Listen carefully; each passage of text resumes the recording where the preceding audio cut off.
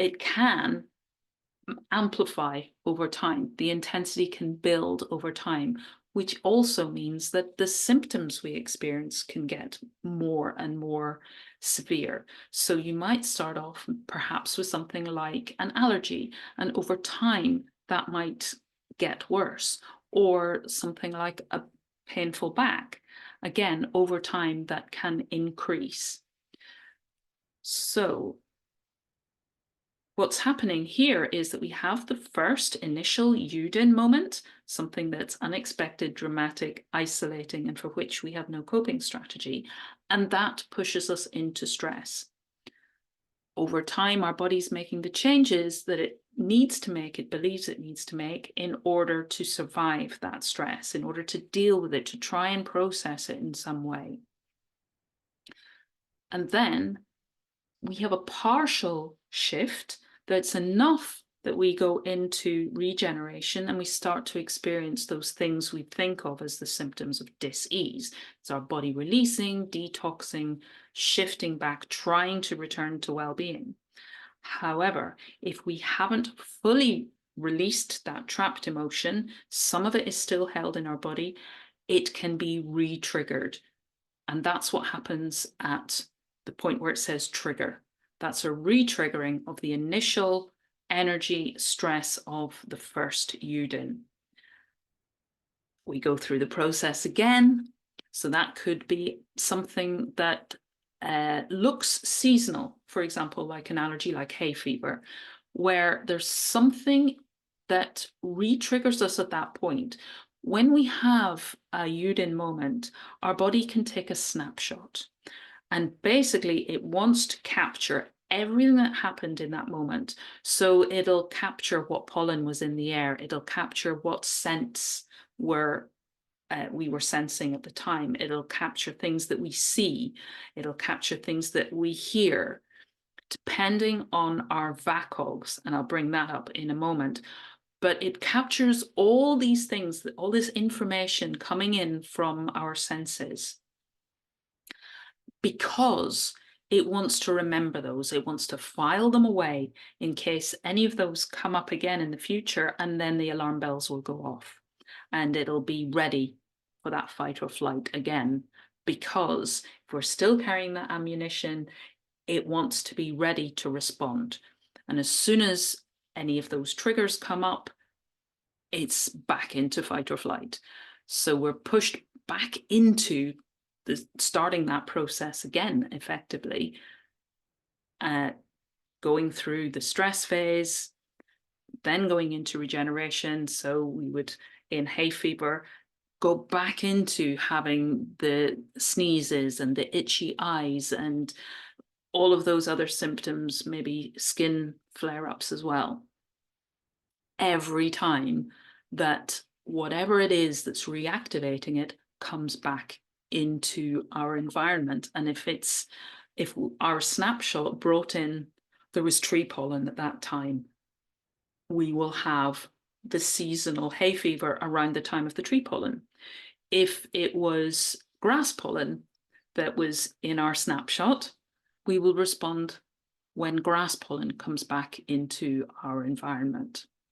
Whatever it is that our body latched onto within that snapshot, that it associated with the energy, the ammunition that we're still carrying, that can reactivate us and lead us to going through this process again.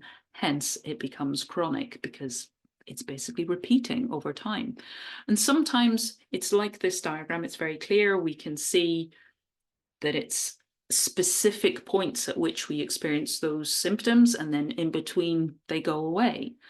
At other times, it's like the diagram is compressed, and so the symptoms can appear to be ongoing, constant, but they actually might be going away while we're asleep or while we're busy, because when we're busy, we are effectively putting ourselves to some degree into stress. We're having those adrenaline, cortisol, hormones rushing around our system, which help to numb us out and to damp down those symptoms.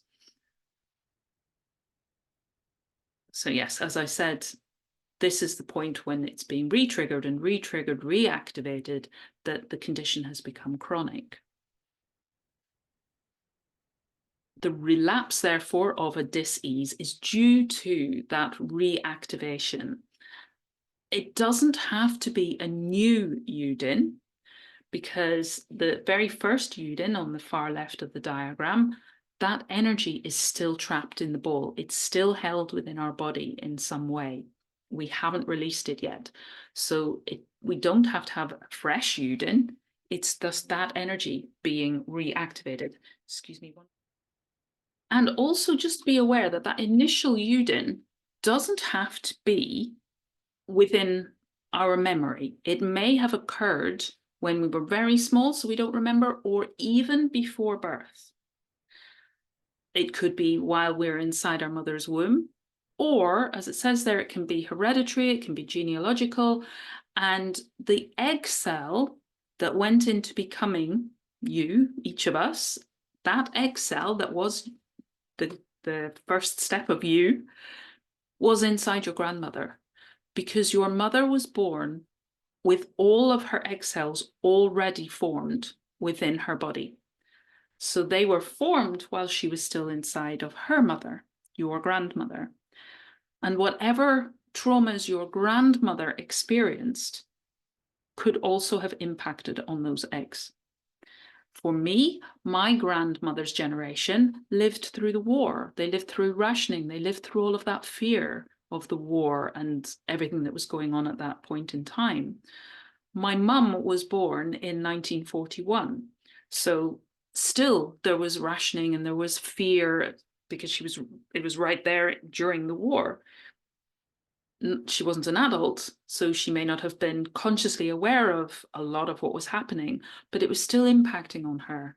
And she'd already had that from being inside of her mother's womb. Her gestational period was during the war.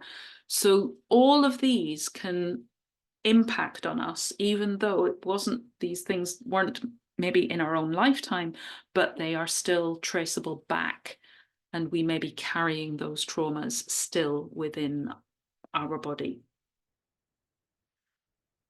So it's very important when dealing with these, when looking at how we can best support ourselves, to pay attention to what happens that reactivates my energy, the trapped energy. What is it that brings that energy back, that reactivates it again in my body and sends me back through this process, through this loop of the symptoms and what I'm experiencing? And what is it that might cause them to get worse, more intense? Or is there anything that helps to ease them and to make them less intense? And noticing our vitality. When we have better vitality, we're more able to cope with these things. When we are not feeling exhausted, depleted, drained, stressed, when we feel any of those things, our experience of pain is intensified. So taking care of our vitality, supporting ourselves in whatever way we can to rest, to sleep well and deeply, to nourish and nurture ourselves, to engage in self-care, maybe journaling, maybe meditating, using mindfulness, relaxation techniques, whatever it might be that supports our well-being, raises our vitality levels. This is going to help. Even just simple things like taking a walk, taking a break, having a glass of water, listening to our body and responding to the things that it's asking for. These simple steps can make big differences. And it says here about secondary gains. An example of a secondary gain is like when I had ME years ago, it was largely because, and how that became chronic was largely because of what I was saying about seeing the world as a big, bad, scary place. The secondary gain was that if I was exhausted and fatigued and ached and felt really rough, I was obviously too ill to go out into that big, bad, scary world. So the ME kept me safe. It was my buffer. The brain fog as well meant that, oh, I just can't deal with that. I'm not going to go there. So it was keeping me safe. It was keeping my world nice and small and manageable. But I wasn't living. I was in my 20s and all of my peers were out having a great time, exploring, expanding their boundaries. And there was me shrinking my boundaries, shrinking my world. So it wasn't serving me. And yet I was experiencing some benefits because it was keeping me safe. It just wasn't allowing me to live and thrive. But just that's something to bear in mind as well. If you have a chronic condition, what is it giving you? And it's not a judgment. It's not to say you shouldn't feel that way or you should therefore be able to just drop it because it's not serving you well. It's about getting curious with compassion. So for myself, with my example of ME, what was I afraid of? Why did I need a dis-ease to help me feel safe? Where was I not able to put safety in place in more uplifting and supportive and expansive ways that allowed me to own my life and to enjoy my life? And how could I start to put those in place, start to be able to step out and explore and expand and enjoy my life?